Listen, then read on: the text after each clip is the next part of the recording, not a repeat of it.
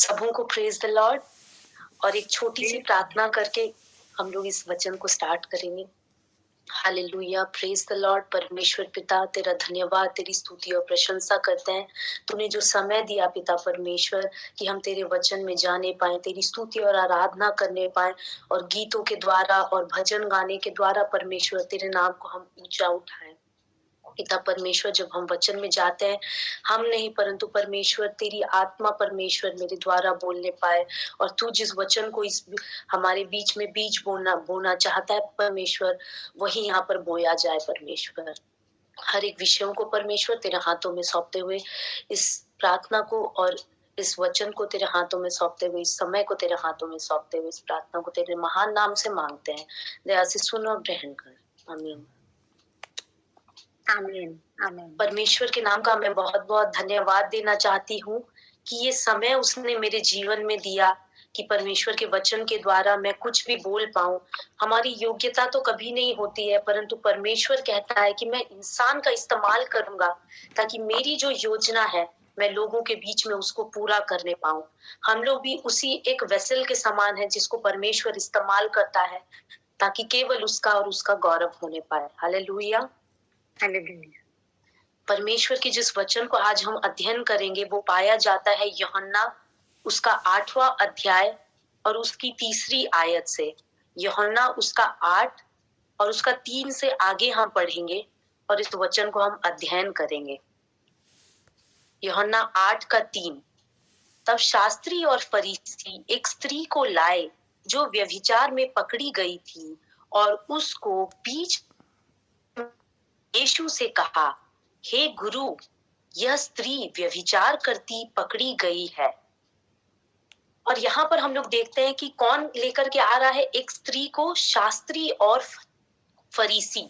ये वो लोग हैं, हम लोग नॉर्मल लोग इन लोग को नहीं बोल सकते। ये वो लोग थे शास्त्री, जो लोग परमेश्वर के वचन में मंझे हुए थे, परमेश्वर के वचन को उन लोग जानते थे। मूसा जो नियम लिखा था उसको बहुत अच्छे तरीके से उन लोग जानते थे। पढ़े लिखे ज्ञानी विद्वान लोग थे।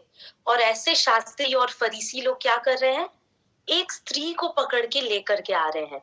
और किसके पास? यीशु मसीह के पास। वो एक शास्त्री और एक फरीसी जाके कोई और भी बड़े शास्त्री के पास लेकर के उस स्त्री को जा सकते थे, लेकिन वो क्यों लेकर के जा रहे हैं यीशु के पास? इस वचन से हम लोग एक चीज को जानते हैं, क्योंकि उनको भी ये पता था कि सिर्फ यीशु मसीह ही एक है जो परमेश्वर का पुत्र है। हालेलुया। इसीलिए वो शास्त्री और फरीसी थे, लेकिन दूसरे शास्त्री और फरीसी के पास उस स्त्री को लेकर के नहीं गए, लेकिन यीशु के पास लेकर के गए। आगे हम लोग यहाँ पर देखेंगे, वो बोलते हैं कि ये व्यभिचार में पकड़ी गई थी और उसके बीच खड़ी करके यीशु से कहा। हम लोग इस चीज को अगर हम दृश्य करेंगे कि कैसा दृश्य वो होगा, एक स्त्री बीच में खड़ी होगी और पूरा घेर करके लोग उसको खड़े होंगे, फरीसी हो, शास्त्री हो, विद्वान हो, सिर्फ इसीलिए कि उस स्त्री के ऊपर दोष लगा सके, सिर्फ इसीलिए कि उसके ऊपर उंगली उठा सके कि इसने ऐसा किया है, यीशु देख इसने ऐसा किया है, उंगली उठाने के लिए और दोष लगाने के लिए। और घेर करके खड़े हो गए और यीशु को कहते हैं कि देख इसने क्या किया है, व्यभिचार किया है। व्यभिचार को अगर हम लोग उस समय में देखेंगे तो सबसे बड़ा गुनाह हम लोग देखते हैं। इस सबसे बड़ा अगर एक गुनाह एक स्त्री कर सकती है तो वो व्यभिचार है, और उसमें उसको क्या कर रहे हैं, उन लोग दोष लगाने के लिए लेकर के आ रहे हैं। आगे वचन में हम लोग देखेंगे, और वो कहते हैं, हे गुरु, यह स्त्री व्यभिचार करती हुई पकड़ी गई है। और वो यीशु मसीह को क्या एड्रेस करते हैं, हे गुरु। हे गुरु मतलब उनको पता है कि ये जो व्यक्ति है कुछ तो उसके बारे में अलग है, वो एक गुरु है, वो एक बहुत ऊंचे में है। मतलब उसको दोष भी लगाना चाहते हैं, उसको घेर करके रखना चाहते हैं कि कैसे हम लोग उसको कैप्चर करें, लेकिन उसको क्या एड्रेस करते हैं, हे गुरु। हालेलुया। उसका दुश्मन भी जानता है कि यीशु मसीह कौन है, वो एक गुरु है, वो एक पुत्र है, वो एक सबसे ऊंचा में है, वो एक मेमना है। सचमुच आज आपके दुश्मन भी जानते हैं कि आप कौन है। हो सकता है वो आपको उंगली उठाने आए हैं, आपको कुछ चीज में आपको दोष लगाने आए, ये व्यभिचार करी है, ये झूठ बोलती है, ये ऐसा करती है, वैसा करती है, उंगली उठा के आपको दोष लगाने आए हैं। लेकिन आपको वो क्या बोलते हैं? हे गुरु बोलते हैं, क्योंकि वो जानते हैं कि जो यीशु को वो हे गुरु बोलते हैं, आप और मैं भी उसी गुरु के पुत्र और पुत्री हैं, उसी यीशु के अपने, उसी दास के हम लोग क्या है? चेले हैं, उसी परमेश्वर के हम चलने वाले हैं, उसी यीशु के हम लोग फॉलोअर हैं। हालेलुया। और वो उसको बोलते हैं हे गुरु, एड्रेस करते हैं और बोलते हैं यह स्त्री तो व्यभिचार करती हुई पकड़ी गई है, और दोष लगाते हैं। और केवल वो यहाँ पर ये उस स्त्री को दोष नहीं लगा रहे, लेकिन यहाँ पर वो क्या कर रहे हैं आगे हम लोग देखेंगे, यीशु को भी दोष लगाना चाहते हैं कि कैसे हम इस व्यक्ति को फंसाएं और कैसे उसको हम लोग कैप्चर करें। ये उनका उद्देश्य है। ये स्त्री तो सिर्फ एक क्या है? एक चाल के समान है। इसके द्वारा वो क्या करना चाहते हैं? उस यीशु को फंसाना चाहते हैं। लेकिन ये आगे हम लोग जब वचन को पढ़ते हैं तो हम लोग देखेंगे कि कैसे यीशु मसीह हर एक उनके प्लान को उलट पलट करके एक नई सी चीजों को रखेगा हमारे सामने, जो अभी के लिए हम लोग के लिए बहुत आसान है कि अरे हाँ, यीशु मसीह ऐसा किया, उस स्त्री के संग ऐसा किया और वैसा किया। लेकिन अगर हम लोग उस समय को देखेंगे, उस परिस्थिति को देखेंगे, तो उस परिस्थिति के अनुकूल बिल्कुल भी यीशु मसीह का फैसला फिट नहीं बैठता था, क्योंकि यीशु मसीह उस समय के लिए बहुत ज्यादा मॉडर्न और बहुत ज्यादा अलग था। उस समय के लोगों के लिए वो बहुत ज्यादा ऊपर था। हालेलुया। और आगे हम लोग देखेंगे 5वीं आयत में वो यह कहता है कि व्यवस्था में मूसा ने हमें आज्ञा दी है कि ऐसी स्त्रियों को पथराव करें। सो तू इस स्त्री के विषय क्या कहता है? प्रश्न चिन्ह। यहाँ पर वो क्या कर रहे हैं? यीशु को प्रश्न कर रहे हैं, क्वेश्चन मार्क। हमारे मेरे बाइबल में तो क्वेश्चन मार्क है, देखिए आपके वचन में भी जरूर क्वेश्चन मार्क होगा। यहाँ पर क्या कर रहे हैं? यीशु मसीह को सवाल पूछ रहे हैं। क्या बोलते हैं वो कि मूसा की व्यवस्था में तो ऐसा लिखा गया है कि ऐसी स्त्री को हमें क्या करना है? पथराव करना है। मतलब सब कोई पत्थर उठाएंगे, जितने लोग वहां पर उपस्थित हैं, और एक स्त्री को क्या करेंगे? घेर करके खड़े होंगे और एक एक पत्थर लेंगे और पत्थर मार मार के मार मार के मार मार के मार मार के उस स्त्री को वो क्या करेंगे? पूरी तरीके से मार डालेंगे। उसकी जान को पत्थर पत्थर मार मार के पथराव कर करके उस स्त्री की जान को ले लिया जाएगा। ऐसा किसका व्यवस्था कहता है? मूसा का व्यवस्था, जो परमेश्वर ने मूसा को दिया था। इसका मतलब परमेश्वर ने उस वचन को दिया है कि ऐसा तुम करोगे, ऐसा अगर कोई स्त्री करती हुई पाई गई है तो तुम ये करोगे। लेकिन आगे हम लोग एक प्रश्न देखते हैं, क्या बोलते हैं? ऐसा ऐसा लिखा गया है, परंतु इस विषय में तू क्या कहता है? अगर मूसा का व्यवस्था है, ऑलरेडी है, तो यहाँ पर कोई जरूरत ही नहीं है कि कोई फारिसी और शास्त्री, पढ़े लिखे विद्वान लोग हैं, उन लोग क्या दरकार है कि वो यीशु के पास आएंगे और बोलेंगे कि तुम पर ये सब तो है, एंता एंता तो लिखा ही चाहिए, इटा सबू तो अच्छे, लेकिन तू क्या कहता है? हालेलुया। क्योंकि उनको भी पता है कि जरूर ये जो व्यक्ति है उसका एक अलग इंटरप्रिटेशन होगा, वो हम लोग के समान नहीं है, वो जरूर कुछ अलग बोलेगा। इसीलिए हम लोग यहाँ पर देखते हैं, वो बोलता है कि बोलते हैं हमारे शास्त्री और फरीसी और पढ़े लिखे विद्वान लोग किससे पूछ रहे हैं? एक बढ़ई के बेटे से, एक कारपेंटर के बेटे से पूछ रहे हैं कि तू क्या कहता है? हालेलुया। क्योंकि महत्वपूर्ण है कि वो किसी का भी बेटा हो, एक बढ़ई का बेटा, एक पापी का बेटा हो, लेकिन परमेश्वर ने उसको भेजा है, वो परमेश्वर का पुत्र है। ये फरीसी और पढ़े लिखे विद्वान और शास्त्री भी जानते हैं कि ये यीशु कौन है। हालेलुया। और उससे प्रश्न करते हैं, ऐसा ऐसा तो व्यवस्था में लिखा गया है, परंतु इस विषय में तू क्या कहता है? और आगे हम लोग देखेंगे कि यीशु मसीह इसके बारे में क्या कहता है। उन्होंने उसको परखने के लिए यह बात कही ताकि उस पर दोष लगाने के लिए कोई बात पाए, परंतु यीशु झुककर उंगली से भूमि पर लिखने लगा। यहाँ पर हम लोग देखते हैं कि परखने के लिए उन लोग आए थे। आज हमारे बीच में भी बहुत लोग हमें परखने के लिए आते हैं, जैसे यीशु को घेर करके परखने के लिए आए थे। आज हमें भी लोग घेर करके परखते हैं और बोलते हैं कि ଇ ଏନ୍ତା ଏନ୍ତା ବିଷୟ ବାକ୍ୟରେ ଲେଖା ଯାଇଛେ, ତମେ ଏଇ ବିଷୟରେ କାଣା କହୁଛ? ତମର ଇ ବିଷୟରେ କାଣା ମତ ଅଛେ? ଆମକେ କାଣା କହିପାରବ? ಎಂತ लेकिन वाक्य लिखाई जे।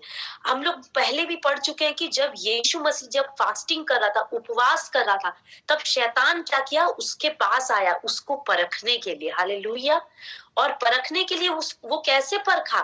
वचन के द्वारा। वचन में ऐसा लिखा गया है, वचन में वैसा लिखा गया है। और परमेश्वर जब यीशु मसीह उसको उत्तर देता है तो वो भी ऐसा ही उत्तर देता है कि वचन में भी ऐसा लिखा गया है कि केवल तुम खाने के द्वारा नहीं, रोटी के द्वारा नहीं, लेकिन परमेश्वर के वचन से भी बचो करके क्या कर रहा है? शैतान को काउंटर किससे कर रहा है? यीशु मसीह वचन के द्वारा। हालेलुया।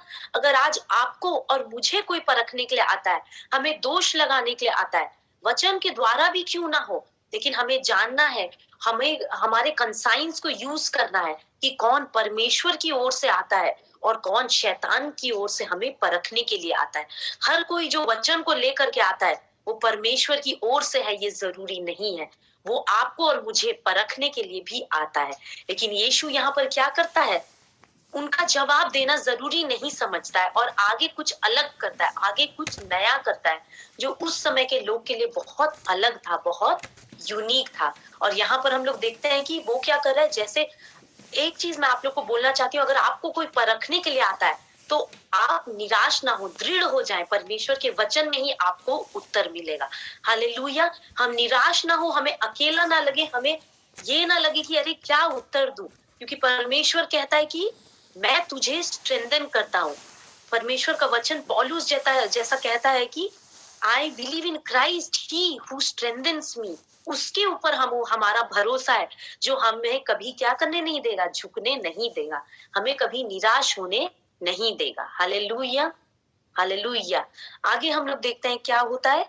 उन्होंने उससे परखने के लिए ऐसा कहा, परंतु यीशु झुककर उंगली से भूमि पर लिखने लगा। यीशु मसीह क्या है, उनका जवाब मुंह से मुंह नहीं दे रहा है, परंतु something very different, something very opposite of what we expect.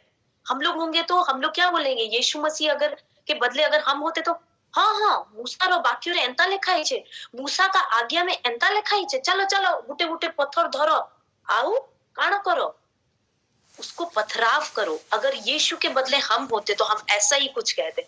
लेकिन यीशु मसीह जो है एकदम मॉडर्न है, उस समय के लिए एकदम मॉडर्न योद्धा के समान, सबकी सोच से अलग, सबकी सोच से हटके। सचमुच ऐसा अद्भुत परमेश्वर हमने पाया। यहाँ पर वो क्या करता है? वह झुककर उंगली से भूमि पर लिखने लगा। भूमि पर वो क्या करने लगा? कुछ लिखने लगा। हालेलुया। झुककर लिखने लगा। जब वे उससे पूछते ही रहे तो उसने सीधे होकर उनसे कहा।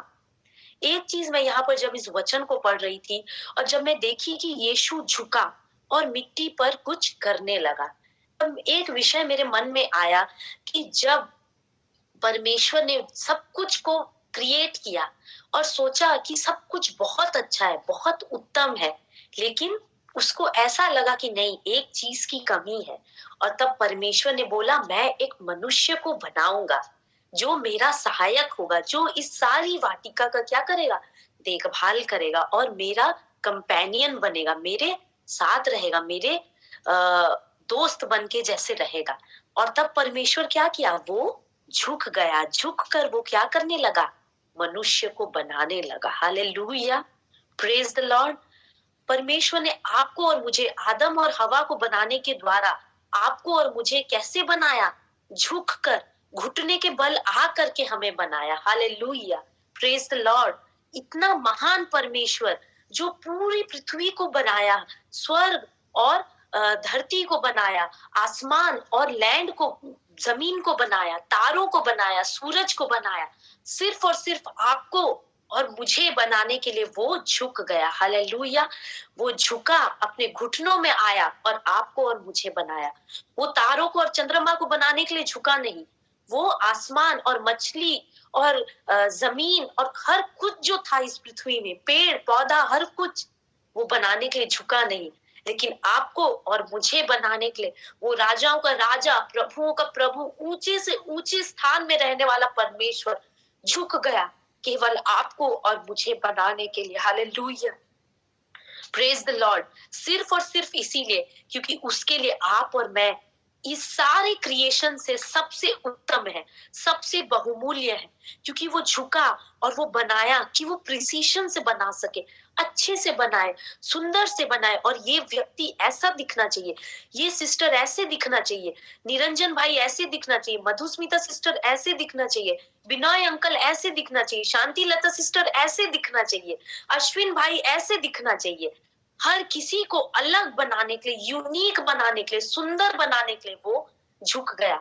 वही परमेश्वर आपके और मेरे लिए एक नया भविष्य, एक सुंदर भविष्य को जो बनाया, आज हम लोग देखते हैं उसी परमेश्वर को प्रतीति करते हुए, उसी के समान यहाँ पर हम लोग देखते हैं कि परमेश्वर का एकमात्र पुत्र भी क्या कर रहा है, झुक रहा है, सिर्फ इसीलिए कि उस वैश्या स्त्री का फ्यूचर को रीराइट कर सके। हालेलुया। उसका पास्ट कुछ भी हो, लेकिन यीशु मसीह झुक करके जमीन पे लिख करके बोल रहा है कि मैं I am rewriting your past, I am rewriting your future, what ever your past में बी। तेरा पिछला जीवन कुछ भी क्यों ना हो, तू वैश्या स्त्री हो सकती, तू झूठ बोलने वाला व्यक्ति हो सकता है, तू धोखा देने वाला भाई हो सकता है, तू झूठ बोलता है, तू धोखाधड़ी करता है, तू व्यभिचार में है, तू हर एक नाना प्रकार की गलत चीजों में है, लेकिन आज मैं झुक कर तेरे लिए तेरे फ्यूचर को रीराइट कर रहा हूँ। जैसे उस वैश्या स्त्री के लिए मैं झुक गया कि मैं उसके फ्यूचर को रीराइट कर सकूं। Hallelujah, hallelujah. Our past hardly matters. ऐसे बहुत सारे साधुकी, फारिसी आएंगे, शास्त्री आएंगे जो आपके और मेरे ऊपर दोष लगाएंगे, लेकिन यीशु कहता है कि मैं झुक जाता हूँ कि तेरे फ्यूचर को मैं रीराइट कर सकूं। हालेलुया।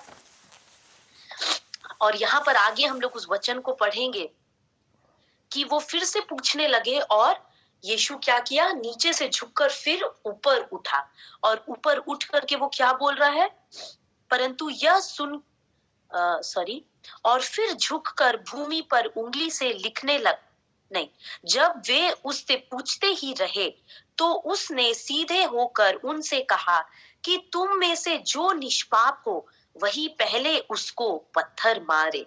हालेलुया। इतना सुंदर वचन है, ये वचन मेरे दिल को बहुत छूता है।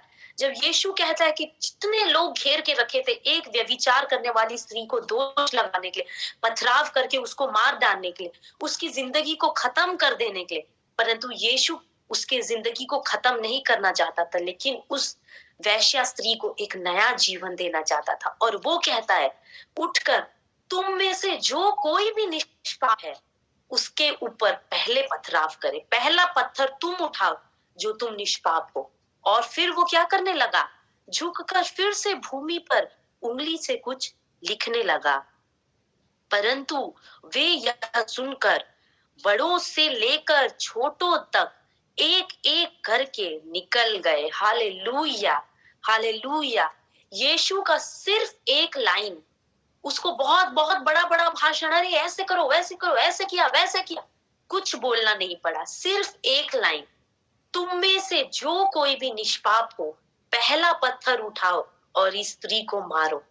और यहाँ पर हम लोग देखते हैं बड़े से लेकर के छोटे तक, मतलब सोचिए ऐसा न्याय होता था कि छोटे से लेकर बड़े तक हर कोई उस स्त्री को न्याय करने के लिए आया था, परंतु परमेश्वर एक वचन को बोला, एक लाइन को बोला जो आज वचन बन गया है। उसके मुंह का हर एक चीज जो निकलने वाला वचन है हमारे लिए, एक लाइन जो उसने कहा कि तुम में से जो कोई निष्पाप है उस पर पहला पत्थर उठाए, और वो फिर से अपना काम करने लगा। हालेलुया।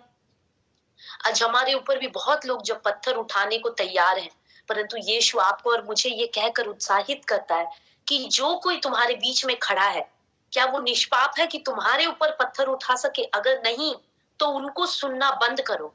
जो तुम्हारे आसपास पत्थर लेकर के आए हैं और तुमको दोष लगाते हैं और तुम ऐसा किए, तुम वैसा किए, यीशु कहता है उसको सुनना तुम बंद करो। Stop it right now. People who are accusing you, people who are trying to pull you down, to make you something that you are not, to put blame on you, but God says I'm rewriting your future. Hallelujah. और तब छोटे से लेकर बड़े तक एक एक एक एक करके क्या होने लगे, वो वहां से जाने लगे। और फिर झुककर भूमि पर उंगली से वह लिखने लगा, परंतु यह सुनकर बड़ों से लेकर छोटों तक एक एक करके वह निकल गए, और यीशु अकेला रह गया और स्त्री वहीं बीच में खड़ी रह गई। हालेलुया। कहाँ है तेरा दोष लगाने वाला? कहाँ है तेरा नाम को नीचा करने वाला? जब यीशु बोलता है मैं तेरे साथ हूँ, तो एक-एक करके वे सारे निकल जाएंगे। छोटे से लेकर बड़े तक सारे निकल जाएंगे और केवल तू और तेरा परमेश्वर रह जाएगा। Hallelujah! Praise the Lord! Glory to God! Hallelujah! कितना सुंदर वचन है। यह सुनकर बड़े से छोटे एक-एक करके निकल गए और यीशु अकेला रह गया। हालेलुया! और स्त्री वही बीच में खड़ी रह गई। सारे दोष लगाने वाले जो घेर के, जो गोल करके उस स्त्री के पास खड़े थे, एक-एक करके वे चले गए। आपके और मेरे जीवन में दोष लगाने वाले एक-एक करके चले जाएंगे, लेकिन एक जो आपका दोष को मिटाने वाला जो यीशु है, वो आपके साथ अकेला रह जाएगा। सिर्फ वो रह जाएगा, क्योंकि वो ही हमारे साथ रहने वाला परमेश्वर है। जन्म देने वाली माता हमें छोड़ के जा सकती है, परंतु मैं तेरा परमेश्वर तुझे ना कभी छोड़ूंगा और ना तुझे कभी त्यागूंगा। हालेलुया! और यहाँ पर यीशु और वो स्त्री अकेले रह गए और आगे हम देखते हैं, यीशु ने सीधे होकर उससे कहा, हे नारी, वे कहाँ गए? हालेलुया! हालेलुया! जब यीशु आपके और मेरे साथ खड़ा है, वो पूछेगा हमें, लेकिन क्या करना है? एंड्योर करना है। उस चीजों को, वो बोलने वाले को सुनना, सुन के भी अनसुना करना है। We have to endure that. और थोड़े समय को अगर हम लोग सह लेंगे, तो परमेश्वर थोड़े टाइम के बाद आपके संग खड़ा हुआ है और पूछेगा कि वो लोग कहाँ गए भाई? कहाँ गए वो लोग? बहन, कहाँ गए वो लोग? वे लोग चले गए। हालेलुया! उसके लिए एक ही विषय को हमको करना है। क्या करना है? परमेश्वर के साथ हमें लगे रहना है। वो स्त्री भी सोच सकती थी कि अरे सब भाग गए, चलो मैं भी भाग जाती हूँ। पत्थर करने वाले, पथराव करने वाले, दोष लगाने वाले चले गए, चलो मैं भी भाग जाती हूँ। लेकिन वो वैसा नहीं करी, वो यीशु के साथ खड़ी रही। वो एक वेश्या स्त्री थी, उसका क्या धर्म है, क्या ईमान है? कुछ भी नहीं। वो सिर्फ गलत काम करती थी, व्यभिचार करती थी और पैसा कमाती थी। उसका कोई धर्म ईमान नहीं था। किसका धर्म ईमान था? ये फरीसी और शास्त्री और ये सदूसी और फरीसी लोग थे, लेकिन वो दोष लगाने वाले थे, इसलिए एक एक करके चले गए। लेकिन सिर्फ वो स्त्री और यीशु खड़े रह गए। अंत में सिर्फ यही मैटर करता है कि आपके साथ कौन खड़ा है, ये पथराव करने वाले लोग कि यीशु मसीह। हालेलुया! यीशु ने सीधे होकर उससे कहा, हे नारी, वे कहाँ गए? क्या किसी ने तुझ पर दंड की आज्ञा न दी? क्या कोई भी दंड देने के लायक ना रहा? क्योंकि वो खुद दंडित थे, क्योंकि हर एक छोटे से बड़ा दंडित था वहां पर। लेकिन यीशु कहता है कि वो एक एक करके चले गए। क्या किसी ने तुझ पर दोष नहीं लगाया? उसने कहा, हे प्रभु, किसी ने नहीं, किसी ने भी नहीं। और यीशु ने कहा, मैं भी तुझ पर दंड की आज्ञा नहीं देता। हालेलुया! हालेलुया! जब यीशु ने यहाँ पर कहा कि यहाँ पर जितने भी उपस्थित हैं, कि तुम में से जो भी निष्पाप हो, वह पहले उस पर पत्थर मारे। हम इतनी बड़ी भीड़ में अगर हम लोग सोचें कि क्या यहाँ पर कोई निष्पाप था? कोई भी नहीं, सिर्फ एक, यीशु मसीह खुद, वो परमेश्वर का मेमना जो निष्पाप और निष्कलंक था, वो आपके और मेरे लिए मारा गया और उसका लहू बहाया गया, ताकि आपके ऊपर और मेरे ऊपर दंड की आज्ञा ना रहे। हालेलुया! सिर्फ और सिर्फ यीशु वहां पर निष्पाप था, लेकिन यीशु चाहता तो सबसे पहला पत्थर यीशु मसीह उठाता। क्यों? क्योंकि वो लिखा गया वचन में बहुत सारी जगह में कि वो निष्पाप था, वो मेमना धुला हुआ स्वच्छ और सफेद था, उस पर एक भी दोष की आज्ञा नहीं थी, एक भी नहीं। यीशु मसीह चाहता तो अरे, मैं परमेश्वर का पुत्र हूं, मैं सबसे पहले सबसे बड़ा पत्थर उठाऊंगा और इस व्यभिचार करने वाली स्त्री को मारूंगा। लेकिन यीशु मसीह कितना नम्र और कितना हम्बल और कितना अपने आप को छोटा बनाया कि वो चाहता तो सारे सदूसी और फारीसी और शास्त्री के बीच में अपने आप को, छाती को चौड़ा करके बोलता, मैं पत्थर उठाऊंगा और मैं पत्थर मारूंगा और इन लोग सबके सामने मैं बहुत बड़ा नेता बन जाऊंगा। लेकिन वो अपने लक्ष्य से ना इधर हुआ ना उधर। जिस लक्ष्य में परमेश्वर के द्वारा हमें भेजा गया था, जिस लक्ष्य के द्वारा यीशु को भेजा गया था, वो उसमें स्थिर था। क्या आज आप और मैं अपने लक्ष्य में स्थिर हैं, या हम इधर और उधर प्रेज देख करके, कौन मेरे को अच्छा बोलेगा तो मैं ये कर लूंगा, कौन मेरे को वैसा बोलेगा तो मैं वो कर लूंगा? क्या हम लोग इस विषय को कर रहे हैं, या परमेश्वर जिस उद्देश्य के लिए आपको और मेरे को भेजा है, सिर्फ उसी को हम लोग कर रहे हैं। यहाँ पर यीशु मसीह के पास हर एक पावर था कि वो उस व्यभिचार करने वाली स्त्री के ऊपर दोष लगा सके, लेकिन he chose not to. What are we choosing today? Are we choosing to blame others? Are we choosing to put them in a place कि तुमने ये गलत किया, तुमने वो गलत किया? या हम ये बोले कि मैं भी निष्पाप नहीं हूं, तो मैं क्यों सामने वाले के ऊपर दोष लगाऊं? यीशु मसीह ने यहाँ पर एक एग्जाम्पल दिया है कि I was capable but I didn't. तुम भी अगर कहीं किसी जगह में अगर मैंने तुम्हें रखा है और तुम केपेबल हो, लेकिन परमेश्वर कहता है कि तुम ऐसा ना करो। यहाँ पर लिखा है आगे, तो मैं भी तुझ पर दंड की आज्ञा नहीं देता, जा और फिर पाप ना करना। हालेलुया। उसको एक आज्ञा के साथ वो वापस भेजता है कि मैं भी तुझे दंड की आज्ञा नहीं दे रहा हूँ, सिर्फ एक विषय करता हूँ। आज तुझ पर पथराव सिर्फ इसीलिए नहीं हुआ है क्योंकि मैंने तेरे लिए एक नया जीवन दिया है। मैंने वहां नीचे लिखकर तेरा एक नया फ्यूचर को लिखा है, और मैं तुझे कहता हूँ जा और तू कभी पाप ना करना। हालेलुया। इस वचन के बाद हम लोग कहीं भी इस व्यभिचारिण स्त्री के बारे में वचन में कहीं भी और दोबारा नहीं सुनते हैं। जरूर हम इसके बारे में जान सकते हैं, सोच सकते हैं कि यीशु के एक पथराव ना करने के द्वारा, एक डिसीजन देने के द्वारा हम लोग देखते हैं कि उस व्यभिचार करने वाली स्त्री का पूरा जीवन बदल गया। He has rewritten the past and written a new future। वो सेम फ्यूचर आपके और मेरे लिए भी रखा है कि हम लोग उस पास्ट में ड्वेल ना करें। व्यभिचार करते हैं तो परमेश्वर कहता है उससे तू निकल, झूठ बोलते हैं तो उससे कहता है तू निकल, अगर हम लोग गलत रिलेशनशिप में है तो यीशु मसीह कहता है तू उससे निकल, अगर हम लोग अब्यूजिव रिलेशनशिप में, अगर मारपीट करते हैं, अगर हम लोग घर में डोमेस्टिक वायलेंस अगर हम लोग करते हैं, परमेश्वर कहता है तू उससे निकल, अगर हम लोग गलत चीजों में है, गलत संगति में है, गलत नशा कर रहे हैं, यीशु मसीह कहता है तू उससे निकल, जा और फिर दोबारा उसको ना करना। मैं भी तुझ पर दंड की आज्ञा नहीं देता, लेकिन सिर्फ एक ही विषय को यीशु कहता है कि जा और फिर उस विषय को दोबारा ना करना। हालेलुया। परमेश्वर आपके और मेरे लिए भी एक नया हिस्ट्री, एक नया फ्यूचर को लिख रहा है, एक पुराने पास्ट को मिटा करके एक नया फ्यूचर को लिख रहा है। हमें सिर्फ एक ही चीज करना है कि उस पाप को दोबारा नहीं करना है। निश्चय आप और मैं भी निष्पाप नहीं है, आप और मैं भी उस व्यभिचारिणी स्त्री के समान कुछ न कुछ पाप में लिप्त है, लेकिन परमेश्वर कहता है कि उससे निकल और दोबारा वो पाप ना करना। परमेश्वर इस वचन के द्वारा, मैं आशा करती हूँ कि हर एक के मन में बोला है, और परमेश्वर इस वचन के द्वारा आप सभी को आशीषित करे। Praise the Lord. स्वतः